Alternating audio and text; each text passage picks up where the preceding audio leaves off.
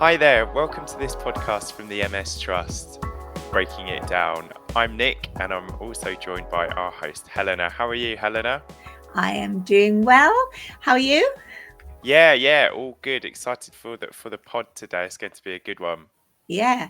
So me and Nick, we both work here at the MS Trust, which is a charity for people affected by MS in the UK. And we're hopefully here to help you make some sense of MS. Yeah, and in today's episode, we're going to be focusing again on diet. So this is actually part 2 in a series of podcasts. So if you didn't catch the first one, please do make sure you jump back and listen to that one too. Yeah. In the last episode, we had two representatives from two of the sort of most popular MS-specific diets, Overcoming MS and the Wahls Protocol, telling us all about how the different program works and the research that's been done around them. And they were both it was very interesting to listen to. So don't miss that episode. But if you do want to just jump into this one, you're of course welcome to do that too. Yeah, absolutely. And we've got two guests again, Helena, so lucky us. And they're both called Claire, actually, which is confusing for me at the best of I get confused easily anyway. So, but first up, we have registered dietitian Claire Fenlon and also Dr. Claire Winchester, who works here with us at the MS Trust as our head of information and engagement. Yeah, so we're jumping back into the topic of diets. Are you following any specific diet, Nick? Do you know, so I actually do follow, I don't follow a specific diet, but when we were talking to Dr. Terry Wahls and Samantha from Overcoming MS last week, I was like, oh, I actually think I follow like kind of bits of both of these diets, but I'm not committed to I did, I hadn't looked at these diets previously. It was just when they were talking about um, a Mediterranean diet. However, I don't eat dairy. I can't eat dairy because I'm allergic to it. So I kind of follow, and I'm also a pescatarian, right? So that's quite similar to Overcoming MS. But then I also try to do some bits of the paleo diet as well. So try and only eat sort of carbohydrates like sweet potatoes or oats or sort of less processed carbohydrates, I guess. This is me saying this, Helena, but I'd often this diet does sort of go out of the windows, particularly at weekends or parties or when we go out for dinner and that type of thing. But as a general sort of rule of thumb during the week, I guess that's more or less what I try and follow. Yeah. Do you follow anything? Oh, so I think diet, when we're thinking diet, the sort of the old fashioned way of thinking diet as in weight loss diet, I think I've pretty much followed all of them at one point or another. Granted, none of these diets were like MS specific diets, but I think I've pretty much spent all of my 20s and 30s like yo-yo dieting and following, whatever was on trend. And I think, some of those things, when you really cut out of like, oh, you wouldn't eat any carbohydrates at all. I do remember feeling like really, really sluggish. It was sort of around the first time when I was first diagnosed with MS, and I thought, oh, maybe we'll try this. And I just remember my cognition being really, really awful. But then you see some people are like, oh, but I felt really clear, and you think, oh, so you really can sort of see how it's not really one size fit all when it comes to this. I think now in my 40s, late 40s, I've sort of landed somewhere where I'm quite happy with what I eat, and I realize that there's certain food that I eat that's not reacting so well. Not so much like when it comes to things like relapses or symptoms as such, but more what's good for my bladder and bowel. Obviously, we spent quite a lot of time this year talking about bladder and bowel stuff. We did some podcasts on this. We also did some videos that's up on YouTube that we can link to in the show notes that we did with Claire, our next guest, Claire Fenlon, and that's how we met her. And there were some sort of tips on things to do to have a healthy bladder and bowel. That's right, Helena. Yeah, we thought Claire was great, so we're really keen to talk to her again and hear more about her work as a dietitian and what she recommends. So I think without any further ado, we'll jump into the interview with Claire Fenlon. Hello. I have with me today Claire, who I met when we were recording some videos previously in the year where we were talking about bladder and bowel health and diet. And that's when we sort of realized that we did want to talk to Claire a bit more, and we wanted her to come on to the podcast. But before I start bombarding you with lots of questions, Claire, would you mind just introducing yourself and tell us a little bit about who you are? Yeah, well, so my name's Claire. I've been a dietitian for far too long. I think it was 91 that I graduated. So I worked for the NHS for many, many years, and actually left the NHS probably about 5 years ago. And the reason I left was actually because I've been diagnosed with MS. So MS and diet and nutrition all goes together beautifully, and I actually feel quite privileged to have an insider's view of what I spend my time talking about. And I've been working for the Chilterns Neuro Centre now for probably about 8 years on and off, part-time, but gradually increasing the hours because there's such a need for it. So yeah, it's an amazing place, and I'm really lucky to be based there, working there. Brilliant. Do you get lots of people coming in to the centre to ask specifically about diets? We do. We get quite a lot of people where diet's one of their sort of main worries or concerns, or even just curiosities. But also it's often brought up because when we get any new members to the centre, they get a really in-depth assessment. And that includes nutritional screening, and it's an opportunity to then sort of identify perhaps things that they hadn't even thought about. So yeah, really, really busy. That makes sense. So I'm going to start with a big question here. Do you think you can manage? Do you think that you can manage MS with a diet? I think it's really important. Yes, there's always I think there's three main areas that you can look at diet and MS. And its involvement. So first of all, you're looking at can what you eat and can the diet affect the progress of the disease? Can we slow it down? You've also then got to look at can diet and what you're eating help to manage the symptoms that you're having, whether that be bladder and bowel or fatigue, something like that. And then the third bit that's really important is that bearing in mind the limitations and symptoms that some people have with MS, how can they then still manage to get a healthy, balanced diet? So yeah, so there's three different strands, and diet nutrition sort of fundamental to all of them.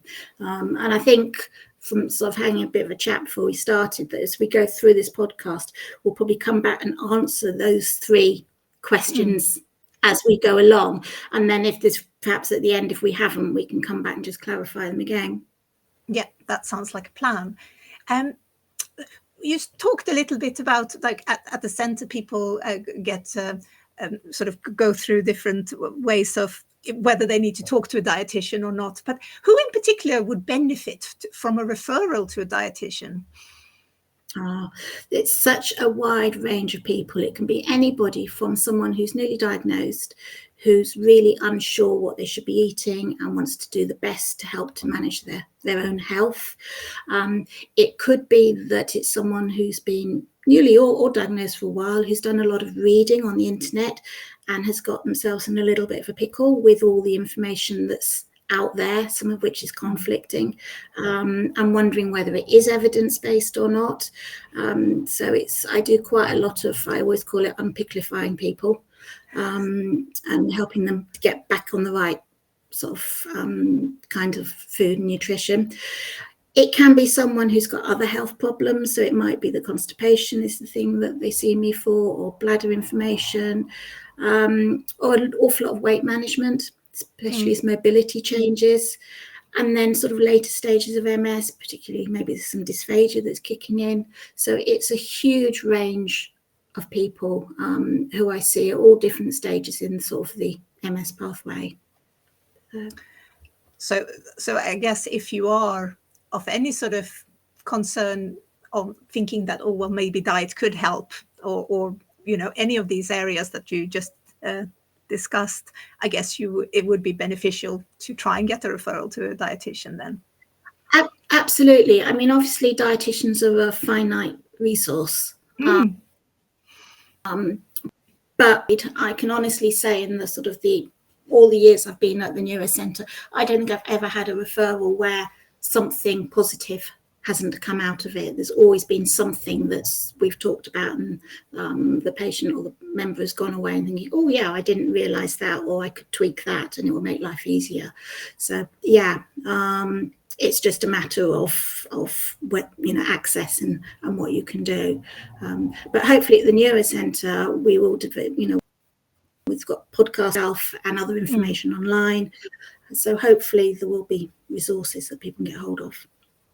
And has most of the neuro centres around in the UK got a dietitian working with them? I don't think they have. I mean, I'm not absolutely certain, to be honest, but I think that we're probably quite lucky at the Chilterns Neuro with all the different healthcare professionals that they've got access to. So I'm not sure about that one. It's best to check what's available at your local. I was going to say, otherwise, I guess you can go through your GP to try to get a referral. Yeah, I mean, there's lots of neuro centres within the NHS as well, and obviously the dietitians would be amazing. It's just having access to them. They do make sure that you are seeing a registered dietitian, and make sure that they're registered. Yeah, I guess this because there's so many people out online now that are, they're healthness influencers, and they're this, that, or the other, they're nutritionists, and I guess people get quite confused what's what. So what they should be looking for is somebody who is registered. They need a, yes, it's got to be a registered. So if they haven't got the initials RD after them, then they haven't done clinical training. It's a 3 or 4 year degree course to be a dietitian, so there's awful lot of background training before the dietitian starts giving advice. That's really important for people to know this, I think, because with the internet it's very easy to just put your views out there, isn't it? It is, and that's what I spend a lot of time talking to people about, and actually saying, well, perhaps the evidence isn't there for that. And it's fine. Everyone has different values and wants to do different things, but at the end of the day you have to make sure that you're still getting everything you need, and that the diet that you choose to follow is never more stressful than the condition, because otherwise you're just adding more stress to yourselves. And there's so many people out there who are convinced that they know what they know is best, and just do X, Y, and Z and your MS will be cured. I wish it was that simple. Yes, that would be very nice, wouldn't it, if it was that simple?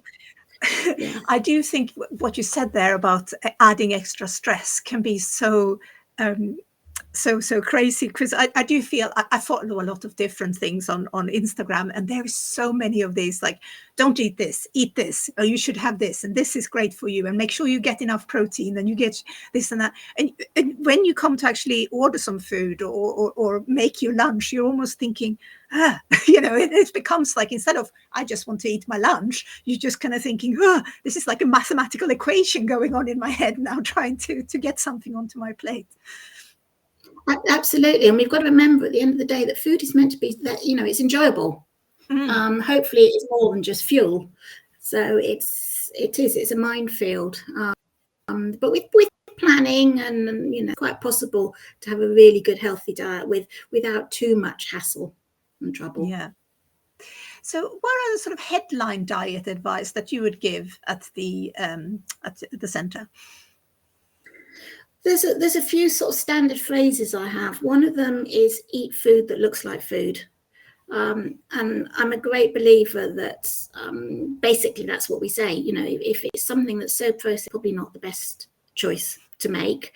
Where you can, eat food that's in season and things like that. It doesn't have to be mega expensive. It doesn't have to be organic and that kind of thing. But just, try and eat food that is basically looks like food. So going back to your cereals, your fruit, your vegetables, your meat, your chicken, fish, that sort of thing. And the second thing that I always say to people is eat a rainbow. And that, I think, is my catchphrase now at the Neuro Centre. Is every time anybody sees me, eat a rainbow. And there's so many reasons behind that. So it's a really, really simple message. But eating all the different colours will give you lots of antioxidants, antioxidants we know help to reduce inflammation, and MS is an inflammatory condition. It's not going to be rocket science. Sorry, not rocket science. It's not going to be magic, but it will help. So definitely eat a rainbow. It's a positive message, and I think that's really, really important. It's something that you can have quite fun thinking about, especially if you've got families and things. And I always say, if you're planning ahead, rather than planning around, oh, we'll have chicken today, plan around, oh, let's have something yellow today. And so it can be quite a fun challenge, especially if you've got children in the family. And then also, if you're having all the different fruit and vegetables and things like that, it's going to increase your fibre, and then that's going to help your bowels. And then the other thing that it will do is that, and a range of different plant foods and things, is going to help with your microbiome. And again, with thinking more and more how important that is in health, all aspects of health, including MS. So the simple message of Eat Rainbow actually has lots and lots of positive effects that you might not think about in the overall diet. So eat a rainbow is the main message. And when you talk about fruit and vegetables and things, so that could still be frozen food? Absolutely. Doesn't matter. All types are great. I'm a huge believer in frozen food. I am never going to cut up an onion again since I discovered frozen onions. So good, isn't it? Exactly. That literally is the best thing since sliced bread, is frozen onions. And I think later on we might be talking about sort of fatigue and things like that. But, you know, if you are struggling with fatigue and that sort of thing, make the most of it. It can work out cheaper too, because these diets and healthy eatings, often people worry about the expense. But if you're using frozen foods, then there's no waste, because you can just use the amount you want. So whether it be a mixed Mediterranean vegetable medley thing, or, as I say, frozen ginger, frozen garlic, it's a really easy way that you can then just sort of throw meals together with a lot less effort. So absolutely, Yeah, I do find that, especially with the frozen onion, because I forever used to have a cupboard full with like onions that were very sad, and they started to get blooms almost. I could go and plant them in the garden instead. But with the frozen things, you don't have that problem. Exactly. And you've got more vitamins and minerals in frozen food than you have in old fresh food. And that's the important thing, because otherwise, as you say, it lurks at the bottom of the fridge and then it waves at you and you're thinking, what shall I do with it? And it ends up in the bin because it's just too far gone. So, I mean, there's a place for it. And obviously it's your circumstances. If you've got the energy and you like to do everything fresh, then that's fantastic. But if you can't, then you should never feel bad or guilty or a failure if you then end up having to use more pre-prepared foods. So they're there to be used as well. And you mentioned costs. I do think sort of healthy eating and a healthy diet can be a bit of a privileged thing. So what, apart from frozen food, which we mentioned, which is a great thing, is there any other sort of advice that you could give for people who are struggling with money or time and effort as well? Because we mentioned fatigue. There's a lot of things that goes into this, because not everybody has got both the money and the time to prepare everything from scratch and make everything organic and lovely. Yeah, I think the other thing that I'm always banging on about is planning. And I don't think you can overestimate how important planning is for all sorts of reasons. But if you're looking at the cost side of things, then again, if you're planning ahead, you're going to be buying food that you're going to use, rather than, you say, getting to the end of the week and finding you've got stuff that's going out of date and hasn't been used. It's much easier to look at portion sizes and things like that as well. And also, if you're planning ahead, it's just easier. If it comes to the end of the day and you're absolutely pooped and the fatigue is really, you're not going to be able to think what you want to eat. But if you've already thought about it before, then you're far more likely to be able to go ahead and do that than just think, I'm too tired, and just end up eating a handful of biscuits or something like that. So planning is really important. And then also, you can make the most of sort of cheaper at that time. You know, is there something on offer that you can then incorporate in what you're going to have that week? Can you incorporate more beans and pulses? and the lower cost foods that still give you a good source of protein. So if you're doing a shepherd's pie or anything with mince, always bung in some lentils or some baked beans to make the meat go further. And then I would say as well, cook for the freezer, because sometimes things are cheaper in bulk, particularly if you're on your own or there's a couple of you and your partner doesn't eat very much or something like that. Again, if you cook larger amounts and then freeze them, you've got a ready meal ready for when you're having a bad day. But then also it saves money when you plan ahead and do it that way. So it is hard, and budgeting is really hard. But there are ways around it. So with planning and thinking, that you can end up not having to spend ridiculous amounts of money on food. I think since I really started to try and do the weekly shop and not go and do the top-ups of extra added things. I mean, sometimes, yes, we run out of, I don't know, I have 2 young kids and they go through milk and things like that quite a lot. So you do end up having to go and get extra bits of that. But generally, I try to sort of stick to the weekly shop, and it does save both time and money. And it's quite a simple thing, isn't it? And we get it delivered as well, so I don't actually have to go to the shop, which is quite nice, because then you don't end up buying lots of extra stuff. Yeah, I get all mine delivered online because there's no way I can walk around a supermarket. And if I did get around a supermarket, I could not get it home and unpacked, and let alone even contemplate thinking about cooking after all of that effort. So get it delivered. A lot of the supermarket websites, you can still identify the various offers online. In fact, they often sort of come up and pop up at you and say, this is on offer, that's the other. So you don't miss out. But it does mean that you don't have the temptation of going down the biscuit aisle and the confectionery aisle and all that kind of thing. Because if you're doing it online, you're not there. I think, shopping online is a great way of doing it.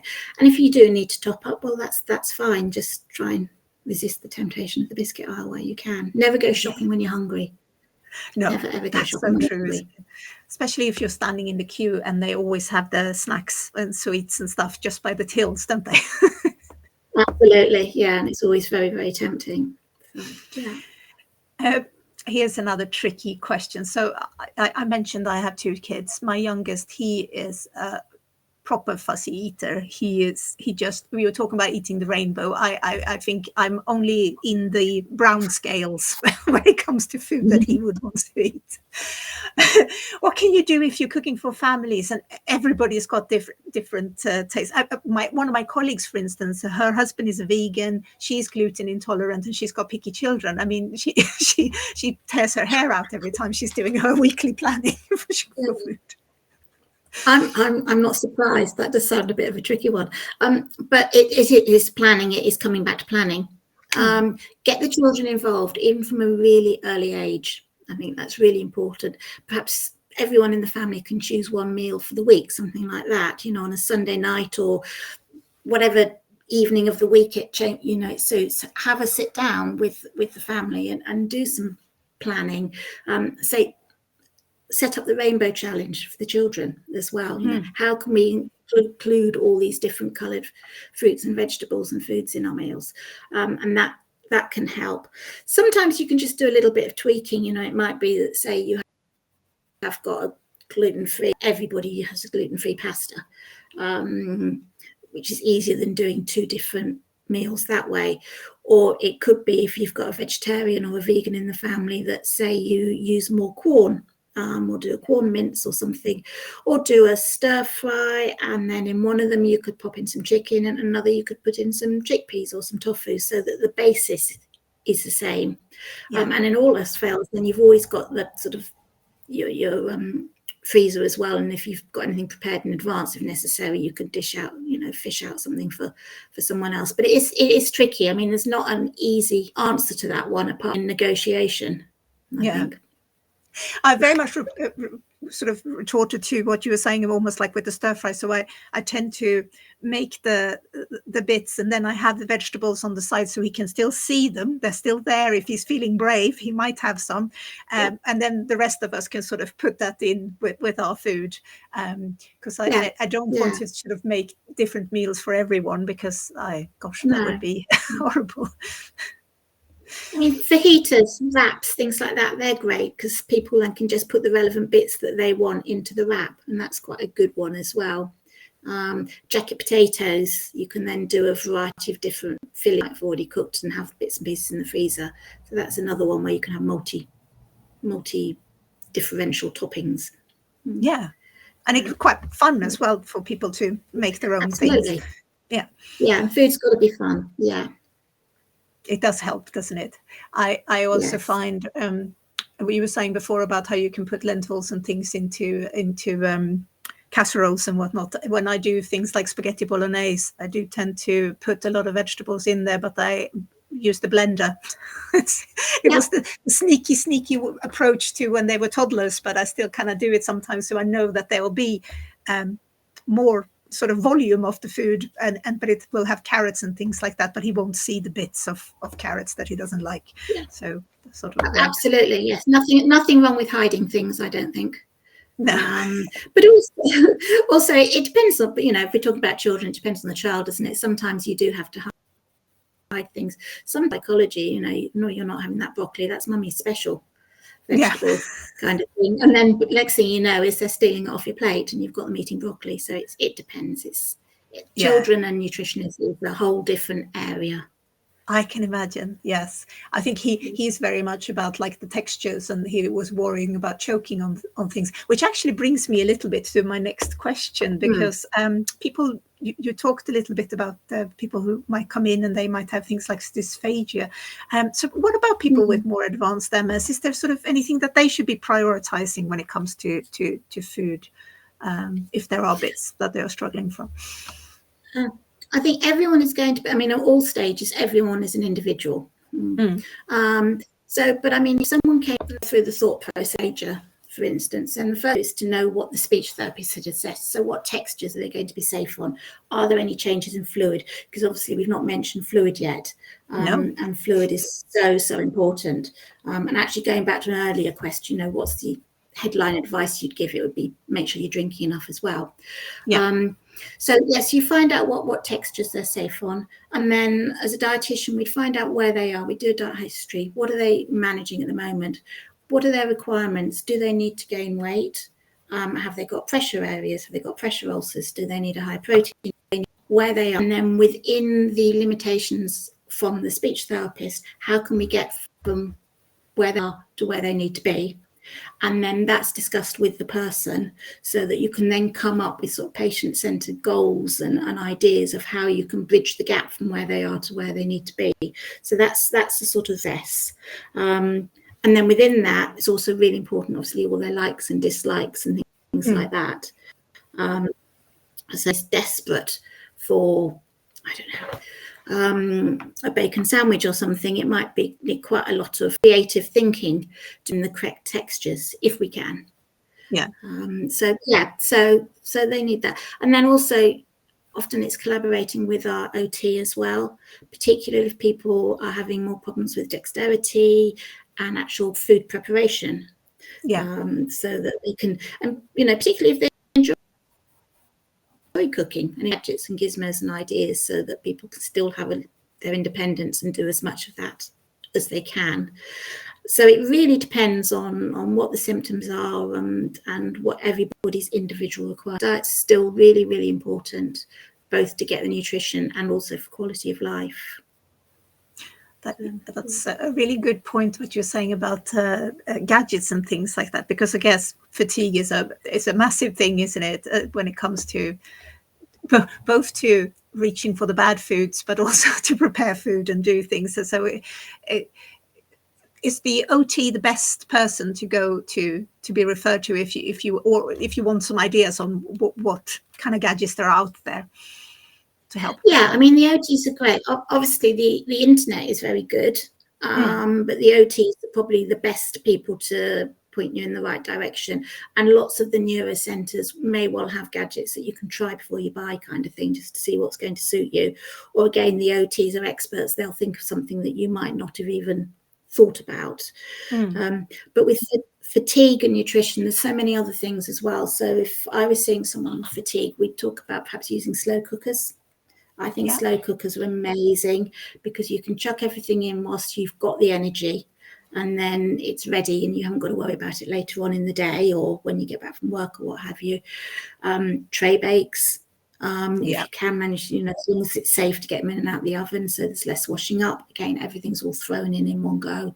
So there's lots of ways of helping with the fatigue and timing that you prepare your food, your meals. Some people are better eating at lunchtime, main meal, rather than eating it in the evening. As I say, and then the gadgets for the OT, and then of course OTs are amazing at fatigue management as well. Yeah. With a different strand, but they're brilliant for helping people to manage their energy stores for the day. And use your frozen onions again. Don't waste energy chopping onions. We got a bit of a theme going here. I love my slow cooker so much. I was going to say I could marry my slow cooker. No, but we have a nice date every Sunday, standing date, where I make something that will go in there, a big batch of something that I will then use for a bit of pasta or something else during the week, and it's just amazing way of cooking. Yeah, and also if you've got younger members of the family, they can get involved. They can help to put things into a slow cooker and things and get them used to the idea of, this is how you prepare food. And again, get them to think about a rainbow. How many colours can you put in a slow cooker? Yeah. Oh, yeah, that's a good a good mission. Yeah. I think another thing that we see a lot of the time, and I don't know, obviously you were a dietitian, so you might have been in a different, but I do remember when I was newly diagnosed with MS, I was being bombarded with all these ideas of follow this diet or follow this, you need to cut out this, you shouldn't be eating any gluten and all these things. So we get a lot of newly diagnosed people that are listening when watching the podcast.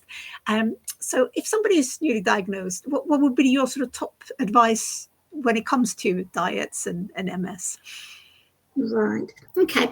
So as you say, there's loads and loads of information out there on the internet. And there are a lot of, I'll call them special diets or specific diets aimed at people with MS that do make a lot of claims. Some of them, they do get people thinking about healthy eating, so that's great. But a lot, when you really dive into them, a lot of the evidence is just not that strong yet. There is a lot of research going on into nutrition and MS. And I think in the next sort of 5-10 years, we'll know an awful lot more. But at the moment, we don't know enough to be able to say you should do X, Y, and Z, and it will definitely make a huge difference. If it was going to be that brilliantly radical, then they earn millions of pounds for drugs every year. No. So it's important. Obviously, nutrition is really, really important. And I think in the years to come, we'll know more. But it's hard to get the research done because there's not the money incentive. So if someone wants a name of a diet or something like that, I will always still say Mediterranean style diet. Now, there is an ASET Mediterranean diet because the Mediterranean is a big place and it encompasses lots of different areas. But most people, when you say Mediterranean style, get the idea of what you're talking about, which is basically food that looks like food. So you're going back to sort of meat and fish and things that's not being highly processed. Your good variety of your fruit and veg. Yes, we're back to my rainbow again. Oily fish, olive oil, that sort of healthy fats and oils. And I think that's a really, really good guide. So I would always say Mediterranean style is, if you want to follow something, is the good one to go for. If you decide that you want to follow a different diet, so let's suppose you really, really don't want to eat dairy food. Okay, some people do say that dairy is bad for MS. I have to say the evidence isn't there.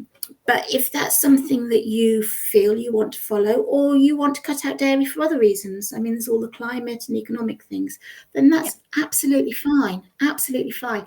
But just need to make sure that your diet is still balanced and you're getting all your vitamins and minerals and everything that you need in an alternative way.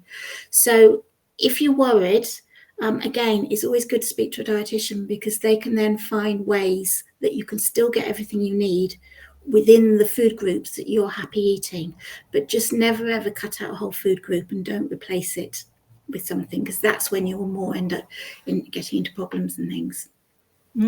That was I quite think a long answer for a short question. no, but I think it's so complicated, isn't it? And I certainly, you do see so much conflicting things out there. There's things like be a vegan, but also eat like the cavemen and eat just meat. And you just think, well, soon I'm just going to get a naked plate with nothing on it. That's my only options. Absolutely, and there is a fascinating area. There is quite a lot of research going on, and it's interesting that a lot of the areas of research, I'm not going to go into it here, but actually do conflict with other diets and things. So you've got some research saying, oh, it should be high fat, and this one, another saying it should be low fat, and everything in between. So basically we don't know yet, but we do know that eating a good healthy diet with all your fruit and veg, maximize your antioxidants, keep an eye on your weight, and make sure that it's just basically good healthy fresh food, fresh or frozen, but you know what I mean, then you're not going to be going far wrong. You mentioned weight control. I mean, diets now, when we talk about diets now, it's very much about what we are eating. But like go back 10 years, people, when they said diets, that was going on a diet, trying to lose weight. But obviously we do get some questions about people who are trying to lose weight. And some people who are trying to lose weight do follow some crazy diets, don't they? There's been some shocking examples of that over the years, hasn't it? Cabbage soup diets and whatnot. What would be your sort of top line advice for someone who's trying to lose weight? Again, it's quite individual because different things work for different people. We do know from research that the thing that works the best is the diet that gives you the most support. So some of the commercial groups that people go to on a weekly basis and that kind of thing work really, really well because people are getting the ongoing support. So you need the support, and then whatever method you choose is more likely to work. There isn't really a right and wrong. Again, 10 years ago, 20 years ago, dietitians would be a bit more dogmatic, but now it's basically, it's if it's going to work for you and it's still a healthy, balanced diet and you're not going to end up missing out on food groups and things, and then it's going to be fine. Personally, if people come to me, I tend to base my advice on portion control within food groups, and we go back to the Eat Well plate, which I'm sure lots of people know. It's that plate picture of all the different food groups, and it's a matter of making sure you're getting all your different food groups, but just watching your portion sizes, and that will depend upon your energy levels, your activity levels, and things like that as well. And just trying to have cut down on a lot of the snacks and things like that, which again is probably a whole other podcast because that is easier said than done. But there's lots of tips and things that we talk about to sort of change the way that you're thinking about your food, and to make it easier to sort of stick to a more regular meal plan. That's interesting. Maybe we'll have to revisit this topic because we do get asked it quite a lot. It could be interesting to talk more about it. It is a tricky one, and it is hard when you're less active, but it's certainly not impossible to lose weight, and it can make a big difference then to your mobility if you are a few pounds lighter and not having to carry so much weight around. So yeah. Finally, I have one final question here. It's quite a big one, but sorry, Claire. But what would be your sort of top diet tips or recommendations for a person living with MS? So you've already given so much great advice, but if you would like summarize it, I think I know what you're going to say, but I still want to hear it. Might be to do with that multicolored thing in the sky, perhaps. Yes. Might be. I would say Mediterranean style diet. I would say definitely eat your rainbow. Definitely plan ahead. Definitely make sure you're drinking enough, particularly with fatigue, because sometimes people are just dehydrated, and that can make the fatigue a lot worse. Plan ahead. Make the most of everything that can help you and never feel guilty about it. So if you need more help, if you can't do everything right from fresh and things like that. It doesn't matter. Find a way around it. And enjoy your food. And perhaps actually a final top tip that we've not really spoken about is to get more ideas, because it's very easy to get into a rut. One of the things, though, that I think the internet is great for is looking for food ideas. And the NHS website has got some good meal ideas. And then there's loads of other websites, things like BBC Good Food. Lots of the supermarkets, they actually have their own sites where they give you meal ideas and even meal plans for weeks and things like that. Diabetes UK have an amazing site as well. You don't need to have diabetes to pinch some of their ideas. So keep it fresh, keep it exciting. Try and, keep enjoying and being excited about food. Yeah. It's so, I like cooking, and I really think that's so right. Like when you get new recipes and things, it's fun to try them out.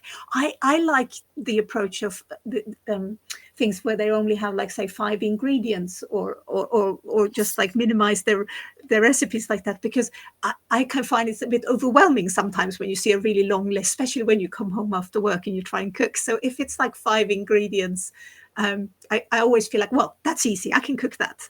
And it just inspires me to try some different things as well. And it's cheaper because it's only 5 things to buy.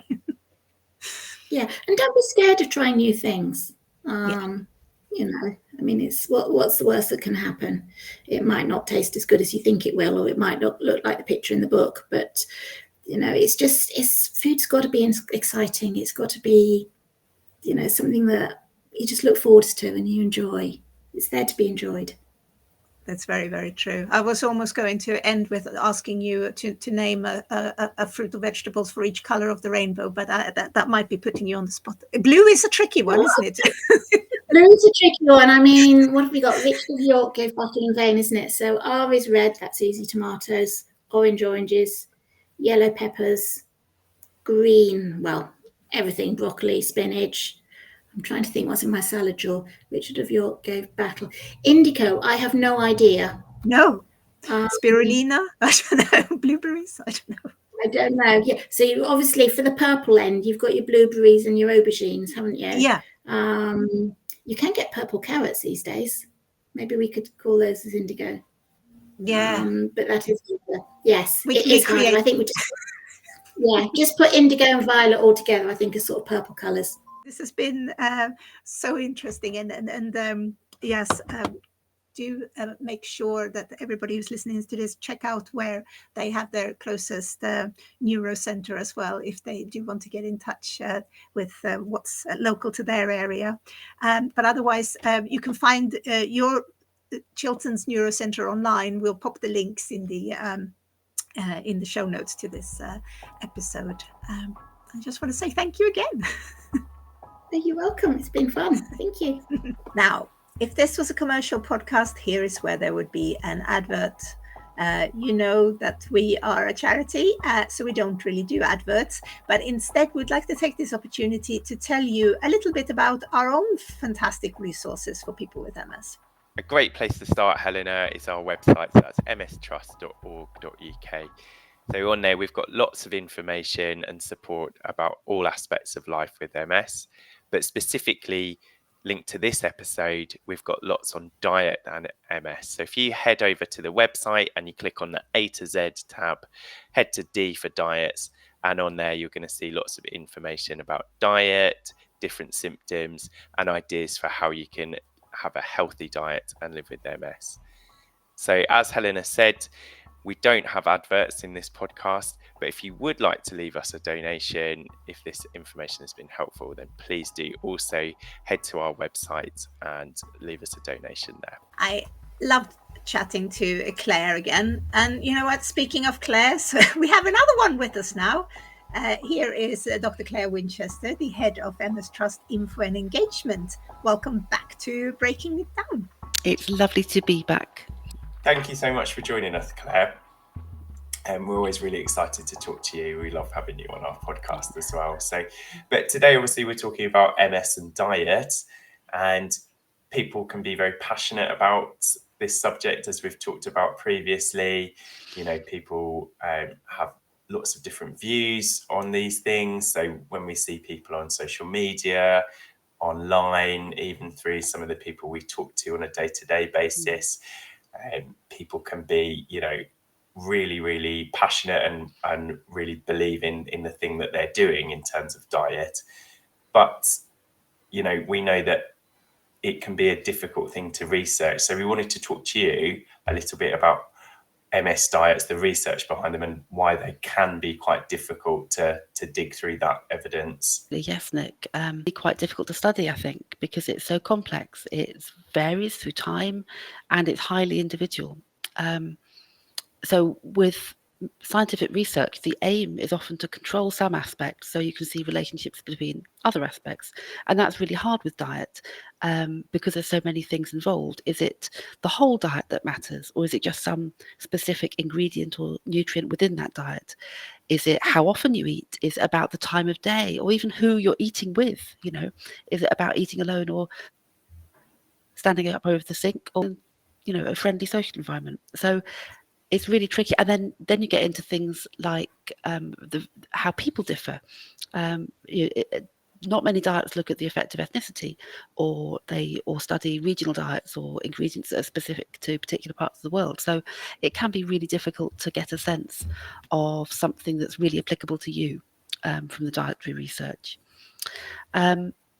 Another thing that's really considered important in scientific research is that people are unaware of the mechanics of the research project, so that if they have any personal biases or preconceived ideas, they're not bringing them into the research, they're not muddling them. You might have heard about a study being described as double blind, and that effectively means that neither the patients nor the research officers themselves know who's taking the real drug or the placebo. For example, they get somebody independent to secretly code the participants into two different groups so that even the researchers don't know who's getting what. Now, that's really difficult to do in diet. You know what you're putting into your mouth. You know what you're eating. You can see it, you can taste it, and you can probably detect some sort of results of that. You can tell when you're full or not. And then there's all the other cultural impacts and influences on what we think about food and when we should eat and what's good and bad. And it's really difficult to sort of untangle all that, I think. A lot of dietary research, for example, relies on people reporting what they've eaten that day or that year or that week. And people can really easily forget. They can underestimate or overestimate different things, or just plain lie. Only one glass at the weekend, but how many times did you top it up? What is a portion size of chips or kale or salad? How many times a week did you really eat oily fish?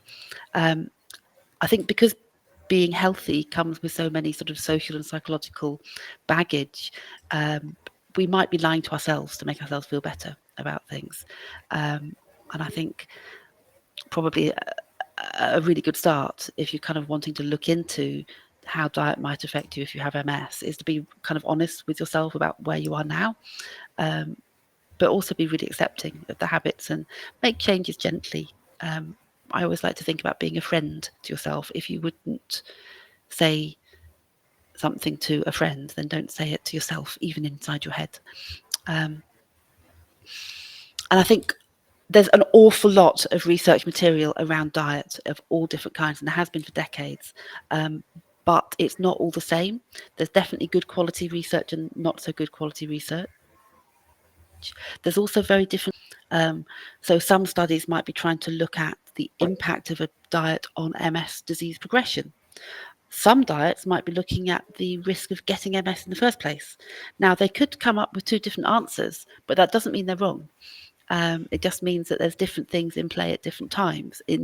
And what about the impact of actually making any kind of change to a diet? If you've got weight loss as a side effect of the change, then that weight loss itself might be the thing that's responsible for some of the positive or negative impact that's noticed. It might be nothing to do with the fact that you've got this particular special diet. It might just be because you've lost a bit of weight and you're feeling better. I mean, it's really difficult to untangle.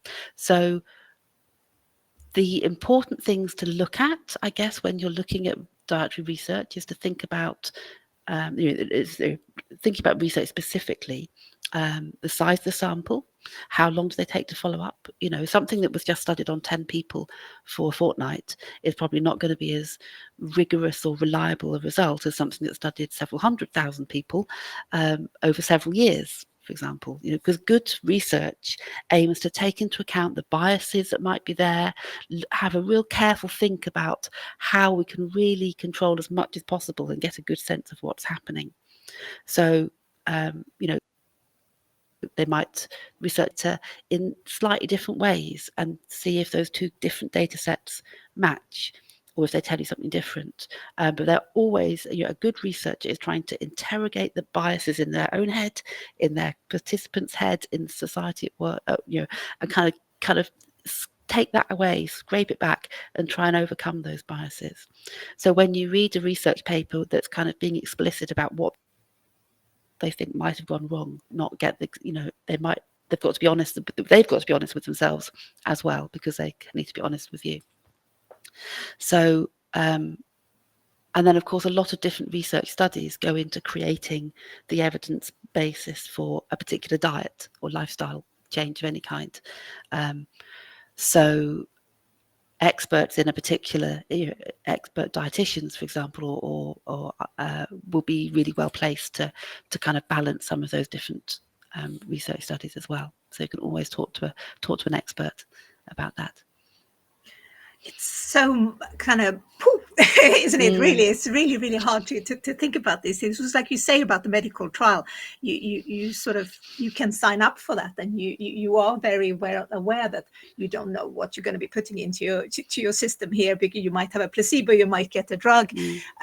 But like with food, it is, and it is so funny, like what you're saying about how often we lie to ourselves. I've never come across anything that we're so good at lying to ourselves about as food. Absolutely. We convince ourselves that we're healthy eaters, or we convince ourselves that some of the things we've eaten aren't that bad, that this is a one-off rather than a habit, so I think that kind of sense of being, be gently and honest with yourself in a friendly way. It's not about beating yourself up for always reaching for the tea and toast when you get in from work, or that kind of late night cheese snack, or chocolates, or Doritos, or whatever it is. Sorry, other chips are available. It's you can see my habits there, right there. It's changing your diet is a really fundamental thing, I think. So it's kind of, it's difficult to start with. I think, because there's quite a few things that we within the MS world that we do have to do sort of, diaries about. So for instance, if you go to a bladder and bowel clinic, you have to like put down how many times you go to the toilet and how much you're drinking and things like that. And I guess in some ways those things can be, you can be quite honest about those things without thinking so much about it. But yeah, that food thing, it's some kind of ingrained shame thing that, they don't really need to know that instead of having 2 slices of toast, I actually had 4, and it was butter on there as well. It's so ingrained that we have a lot of shame around food, haven't we? We do. But actually food is also quite hard to measure anyway. What is a slice of bread? Is it a slice of organic sourdough from the market, or is it a big piece, or is it a big square sandwich loaf from a supermarket that comes in a bag and has they're not equal in dietary sense necessarily, or or how society thinks about diet. So your slice of bread might not be as big as mine, or I might tell myself, they're only little. I'll say 2, because even though it was 4, but now I'm sure researchers have a lot of ways of kind of interpreting that, about balancing those sort of biases that there are out there. This week I was reading a study that looked at actually 500,000 people from the UK Biobank, which is a kind of a huge research database. And the people that participated in that biobank did a dietary questionnaire at the baseline at sort of 2006. And then in 2011, the researchers sent 24-hour recall questionnaires to the participants. So basically all they had to do was remember everything I ate in the last 24 hours. And in a way, that's a bit easier because it could have been, you just be honest. What did you eat in the last 24 hours? You're not asking people to remember what they ate over the course of a week. And they did that several times through the year. So they could kind of essentially check their data. Was it consistent? Was there change over time? How did it relate to the diet that they talked about being on at the start of the session? And they found that out of that 500,000 people, about 480 people then developed MS after 12 years, and it's a nice long follow-up period. We don't know. We think we might have that might be quite a good study in broad terms, but it still was asking people to describe their own diets. It was still asking a lot of self-reporting, but they had tried with 2 different data collection methods there to try and get to something quite true. Actually, that study was quite interesting because that was the one that came up saying that oily fish was beneficial and would help people. The people that had lots of oily fish in their diet were less likely to go on to get MS later. But they weren't able to show any impact of BMI, for example. But then a lot of the BMI work focuses, the studies that look at BMI, body mass index, and MS are very much focused about BMI in childhood and adolescent people and what might then happen to them in later life. So again, that's something that might be happening as of a trigger happening at one particular part of life that's not so relevant later. I think there's some really good things out there. Are there some other studies? Because that sounded really interesting. But what else is happening? Is there other interesting things? Been quite a lot trying to sort of aggregate a lot of the research together and pick out the research that's really strong, and kind of see if there's any consistent pictures that that all the studies are kind of leading to. And it's really hard. The only thing that kind of seems to come out consistently is this Mediterranean approach, Mediterranean diet approach that I think Claire was talking about. So there's people that have been looking at inflammatory foods and MS, for example. What is an inflammatory food? What causes inflammation? So lots of studies around antioxidants and anti-inflammatory ingredients. I mean, they might well be helpful for some people, but we're not sure that everyone's body reacts in the same way to every ingredient. But then also something, a behavioural pattern like intermittent fasting. So where you maybe restrict your calories or stop eating at a certain time of day and have a long period of time when you're not eating. That's also seen as an anti-inflammatory approach to diet because you're giving your body a bit of a rest. So it doesn't have to be constantly focused on, and it can start going on to sort of repairing damage and so reducing levels of inflammation around the body. So, but those are 2 different things that are, quite difficult to kind of draw together. There seems to be more consistency in the research around different kinds of dietary fat and MS. But then that's a little bit confounded by the calorific effect. Your fat is quite a high calorie dietary ingredient, but it also you can get fat from lots of different sources. You can get fat from oily fish, from seeds and vegetables. You can get it from meat and dairy.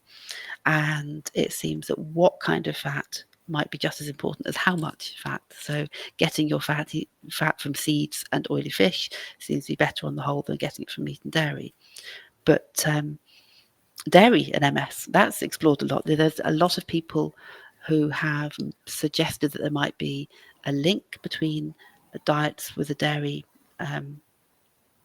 component and MS, because there might be some molecular similarity between molecules in the milk and the molecules that make up your myelin. I don't think the evidence is there. It's really not consistent. There will be some people who absolutely feel better when they don't eat dairy, and that's a perfectly reasonable choice. So one is different. There might be some people that have other intolerances, whether that's gluten or dairy or something else. It doesn't mean it's going to work for everybody, for sure. and there's no reason why you can't have two conditions, whether that's a food intolerance and MS at the same time. You know, by the law of averages, somebody will. So dairy and gluten. Oh, the other big area of research, of course, is the microbiome, and that's super sexy and super fun, and lots of fun stuff happening there. The microbiome is essentially cells and bacteria and things in your body that aren't you. And some estimates say that could be almost as half the cells in your body are not actually yours. They belong to the bacteria in your guts and lungs and all sorts of places. And it's really fascinating because it seems that we've probably evolved to have a really good relationship with our microbiome, with our good bacteria in our guts, particularly because a healthy, thriving population of the right kind of bacteria releases particular substances into the gut, which do seem to be reduce inflammatory disease, maybe support people's mental health, all kinds of things linked to microbiome. But of course, the different bacteria have different diets. You know, they have different kind of foods that they like. So the idea is you should be eating a really varied range of food, and particularly plant foods, because that will help you get a really varied, healthy population of the right kind of bacteria in your gut. So that's really fun. They don't go, you know, obviously people have started thinking, but what if I can't get that? What if I don't have those bacteria? How do I introduce them? And that's where you get into the world of fecal transplanting, which it sounds fun. But I mean, good research that I think has been done there is where you take a person with MS and another family member in the same household who are presumably eating the same stuff, and you look at the gut biomes. You look at you take a stool sample from both, and you can see who, you know, you can tell that the person with MS will tend to have a less of a thriving, healthy microbiome. So that's kind of interesting. That says there's something else going there. Of course, the other issue with science research of all these things is whether associations are any more than associations, and which way does the causation go. So I think there was a study in America that looked at 7,000 people with MS and found that the people with a healthier diet had lower burden of MS symptoms and disability. But which way around is that? Do people with a healthy diet progress with their MS less quickly, or is it much easier to eat a healthy diet if you're not burdened by MS symptoms? Yeah. You know, so you know, actually kind of pinning down what's just a correlation and what is actually a sort of a direction of cause and effect can be quite tricky. There's so many factors, isn't there, Claire? I think the one thing to remember is that at least half of the people with them out there are making some kind of change to their diet. They're either taking a supplement or they've considered their diet. So we know it's a hugely important topic, and we know there's lots of room for more research. Are there any diets that could be dangerous for people to follow? I think it's always sensible to take some advice from a dietitian. But broadly speaking, particularly your food group, if you're cutting out something like dairy or meat, then take some advice, do some research. What will you be missing if you cut that out, and how can you get it from other sources? If you decide you want to cut out, get the vitamins and minerals that you need somewhere else, but you should think about it. So diets that make sudden changes that and take out whole food groups are probably something to take very, very, very carefully. Extreme weight loss diets as well. They tend not to work in the long term. They tend to set people, for whatever reason, into a kind of a cycle of boom bust, and that can be very demoralizing. And not very good for things like bone health, particularly. People with MS do need to be quite careful about bone health. The issues with vitamin D and MS can also mean that people with MS are more prone to osteoporosis, which can lead to fractures and things after falls. So, being particularly careful about those sort of nutrients is really important. If we want to find out more about diets and research, is there any good places to go for that? Well, I think the British Dietetic Association can probably put you in touch with a dietitian, can put you in touch with people who are dietetic researchers in the UK. There's also a new diet and health innovation hub that's been set up in Southampton last year, where they are looking at dietary research related to the food industry. So, and that's including things like dietary behaviour, stuff like that. So I think there's a lot of places where you can get involved if you wanted to, where you can, and you can certainly read up on our website and elsewhere about the different dietary research projects that are happening around the country. So sometimes we see people who follow diets who are very much about this sort of the natural approach. We're only going to be following a diet. We're not going to be taking any medication to go with this. Is there any research or any knowledge that we have into DMTs and diets? I don't think any health professionals would be advising you to, if you have been prescribed a disease modifying drug, there won't be any health professionals that will be advising you to stop taking it and just try and treat your MS with diet alone. There's no reason why they can't be complementary. There'll be some people who have been prescribed a disease modifying drug and they can take that and they can look at their diet. They can take a bit of control. They can investigate for themselves. They can do a symptom diary. They can try adding things in, see how they feel. They can try eating at different times of day, that kind of thing. But for people but there's also people that haven't been prescribed any kind of disease modifying drug, and maybe diet is the only thing that they have going on there apart from symptomatic treatments. I don't think you'll find an MS health professional who would advise you that diet is enough.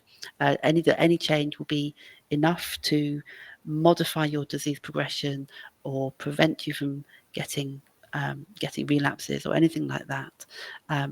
But given that so many people with MS have looked at diet and are looking at what they eat as a way to stay generally healthy, as a way to modify the impact of MS on their lives, is clearly really important to people, and it clearly must have some impact, even if it's just on peace of mind, that you're doing the best you can, that you're fueling your body the best way you can, you're fueling your mind, you're not making a lack of nutrients, a lack of energy, a lack of fluids, that you kind of ruled those out. Those are dealt with. You've got, you are in the best place possible to, cope with your MS. Claire, is there anything that people should think about before they start one of these sort of MS-specific diets? I always think that if you're going to be a kind of a citizen scientist about this, it's quite helpful to give yourself a real baseline. What's happening now? What are you eating now? Be honest with, do a little diet diary. What have you eaten each day for a couple of weeks? And what symptoms have you noticed and how bad have they felt? How much energy have you had? And think about the times of day that you've eaten as well. So I would get that all in I would do that for a little while. I would consider checking the diet with other people, health professionals, dietitians, GPs. I'd be a little bit wary if you've been advised, been told something has kind of miraculous power to change your life, because that is essentially kind of, it's kind of loading a whole lot of bias into your personal scientific experiment. So, consider what you're being told and have you just got information from kind of testimonials, or have you got some kind of experience from people who've done it for some time and you've got a realistic expectation of what might happen for you? And then obviously be careful that you're not taking out lots of nutrient groups, and you are still going to have everything you need to stay healthy, and then give it a go.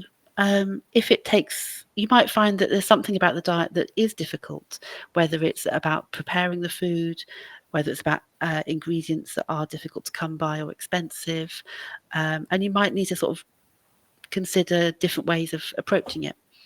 But you might find there's some elements that really work for you. You know, having breakfast at a slightly different time of day, or having certain things at certain ingredients that you feel better, and keep that diary going. And stay being honest with yourself. How do you feel? How are your symptoms?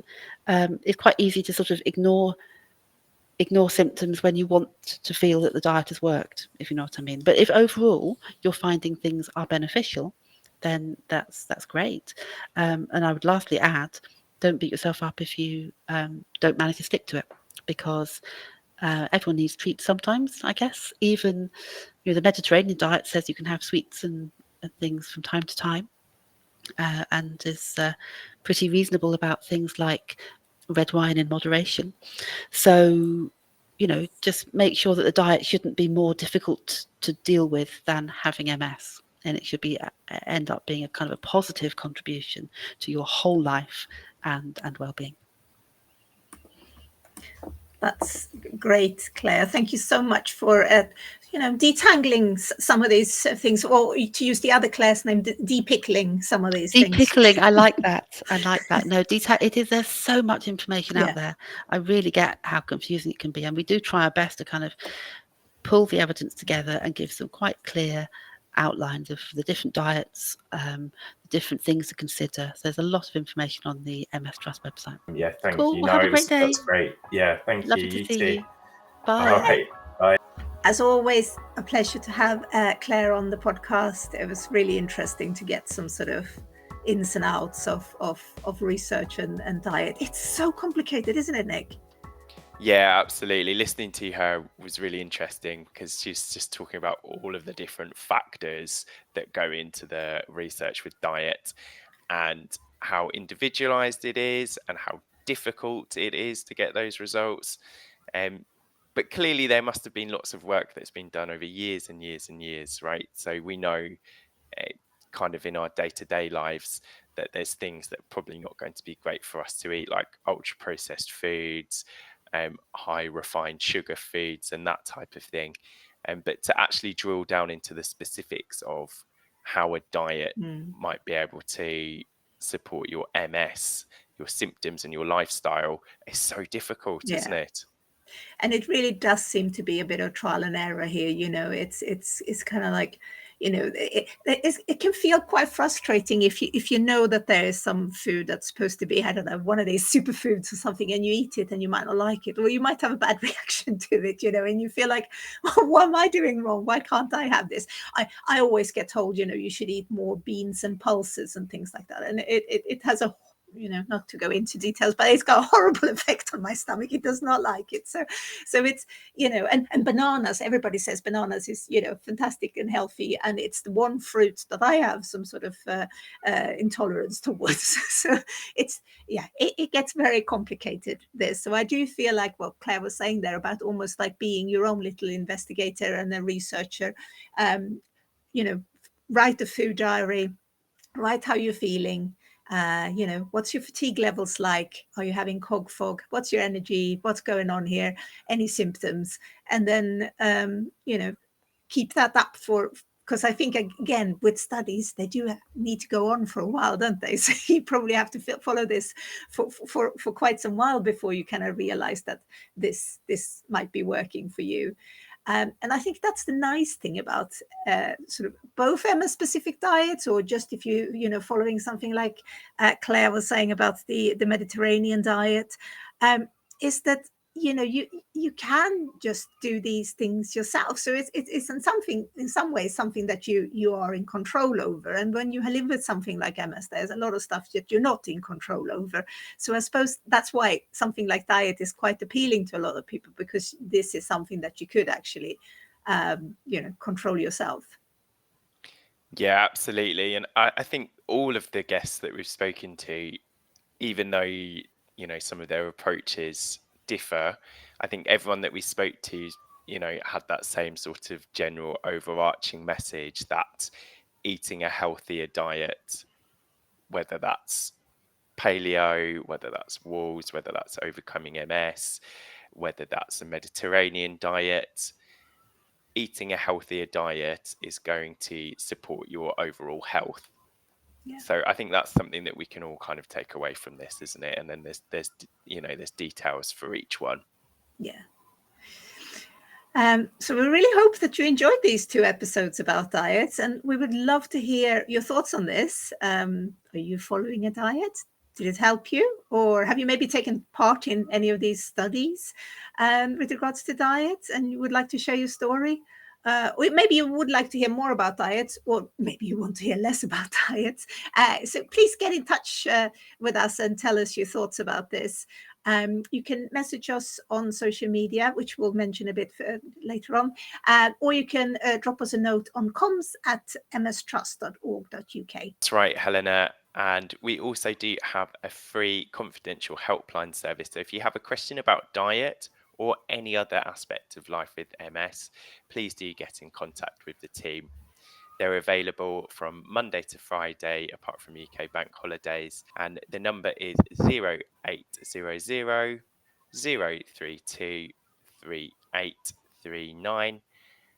So do give them a call. If you'd rather email us to ask a question to the helpline team as well, that's absolutely fine. You can get them on ask@mstrust.org.uk, and we'll make sure that this information is in the show notes as well. And as mentioned before, we are on social media, and you can send us messages on there as well. You can find us on Facebook. We have both got a page, and there is also a group, the MS Trust group. You can find us on YouTube. You can find us on Twitter and Instagram and on TikTok. And you can find this podcast on most places where you'll be listening to podcasts, like Apple Podcasts and Spotify and YouTube Music. And also you can find the video of this podcast if you are just listening and you're desperate to know what we look like. I don't know why you would, but you can find the video on YouTube. And like I said, we really like it when you get in touch. So please let us know what you thought of this episode or what you think about our podcast in general.